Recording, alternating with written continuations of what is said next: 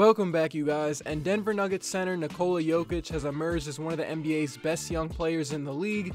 He has one of the more unique skill sets in the NBA as a center. His ability to pass, stretch the floor, and score efficiently has helped the Nuggets become one of the best offenses in the league. But what about his journey to the NBA? What was he doing in Serbia before he joined the Denver Nuggets? He has an interesting story that I think you guys will enjoy. Nikola Jokic was born in 1995 in Serbia, and when he was 4 years old, he was living in the middle of a war. When NATO troops bombed Serbia for 11 weeks in 1999, Jokic says that he remembers things like sirens, bomb shelters, and always turning off the lights. He says that he practically lived in the dark. Even at like 9 a.m. everything was turned off. Thousands of people died, and fortunately for Jokic and his family, none of them were affected by the violence. Jokic had two older brothers that played basketball, and that's how he got into the sport. When Jokic turned 17, he enjoyed playing basketball, soccer, and volleyball, but he was not in the greatest shape as an athlete. Jokic used to drink 3 liters of Coca-Cola every day, and he ate cheese pies for breakfast. He says that he never drank Coke in the morning because he always had basketball practice, but after practice, it was glass after glass. He could not stop.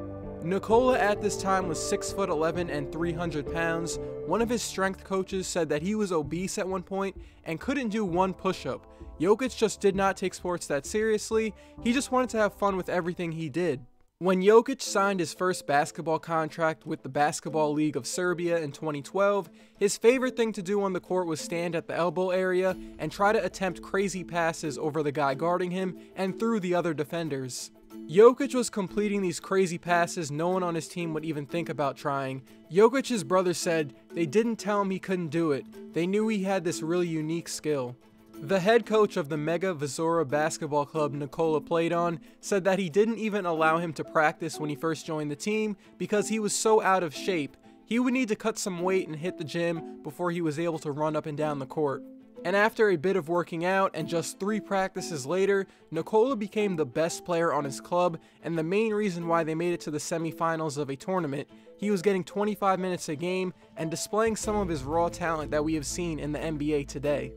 But at this time, he was still pretty unknown as a prospect, but soon his unique skills would get him on the radar of the NBA. A European sports agent who helped discover Nikola Pekovic said he was doing his Sunday morning routine while reading the newspaper, and he said he noticed that a player was consistently getting 25 points. His other scouting colleagues didn't even know who Jokic was, and once they saw his talent in person, they made sure they were going to sign Jokic to their agency.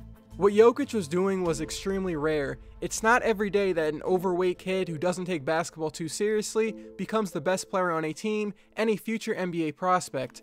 Jokic ended up becoming so popular and so well liked in his area that when he was taking pictures and signing autographs for hours with fans, he had an inflammation of his right hand tendon and he had to miss 7 days of practice and a few games. Going into the 2014 NBA draft, Jokic had to deal with the European stereotypes, and some general managers were skeptical about what he could really do at the NBA level.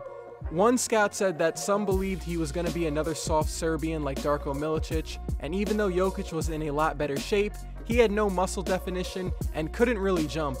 But the Denver Nuggets liked what he did at the Nike Hoop Summit and they drafted him with the 41st pick. Jokic actually planned on not going to the NBA for a few years.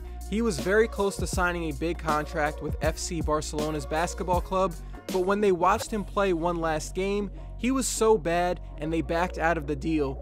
Jokic says that he barely scored, barely rebounded, and got cooked on defense in that game. This actually opened things up for Denver to convince him to come over to the United States quicker. For the 2014-2015 basketball season, Jokic played for the Adriatic League and showed why the Denver Nuggets took him in the second round.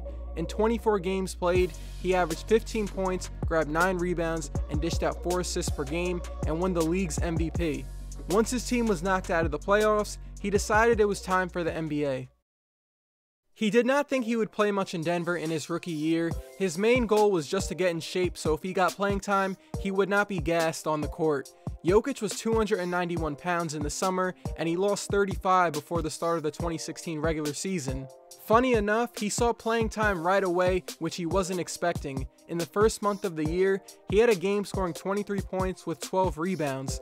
That was the game that had Nuggets fans and NBA diehards wondering what kind of ceiling he had as a player. Jokic finished his rookie season 3rd in Rookie of the Year voting and was selected to the All-Rookie First Team. In the 2016-2017 season, he would begin to break out as a potential star. But he wasn't getting all of the starter minutes at center. He and Jusuf Nurkic were competing for the starting spot, but eventually Jokic would emerge as the better player, which frustrated Nurkic. Nurkic demanded a trade 2 months before the 2017 trade deadline, and he said that he felt his career was on the line once he realized he wasn't going to have a big role in Denver. Jusuf is quoted saying, "I believe you can develop guards together, but 2 centers? No way." Nurkic was traded to Portland for Mason Plumlee and a 2nd round pick, which freed up Jokic's minutes at center. His 2nd year in the league was a great one. He finished 2nd in most improved player voting and had 6 triple-doubles. Nikola's ability to be a playmaker and stretch the floor at the center position makes him such a unique player in today's NBA. He's not going to jump over you for a dunk, but he can beat you by knowing where everyone is going to be on the court a second before you. How is Jokic able to read the floor so well? He says that he takes a mental image of the court and imagines how the picture will change over time. He says that if I can see my teammate in one moment, I know where he'll be in the next moment. I don't need to see him again. The 2017-2018 season has been the best year of his career. He's averaging a career high in points, rebounds, assists, and 3-point percentage. In November against the Nets, he scored a career high 41 points, and against the Bucks in February, he broke the record for the fastest triple-double in NBA history. In just 2 seasons, Jokic has went from a bench player to a possible all-star and has the Nuggets on the brink of a playoff appearance. By the time you guys watch this, you'll probably know if the Nuggets are in or out. It's crazy that Jokic might not be in the NBA if not for Barcelona watching that one game he played in 2014. He was basically on the team already. They just needed to finalize some contract details, but he was so bad that they backed out, which got him on the Nuggets quicker. And that's the story of Nikola Jokic so far. Definitely an interesting and kind of funny story. I mean, he wasn't even taking basketball that seriously when he was 17, and look at him now. He's one of the best young players in the league.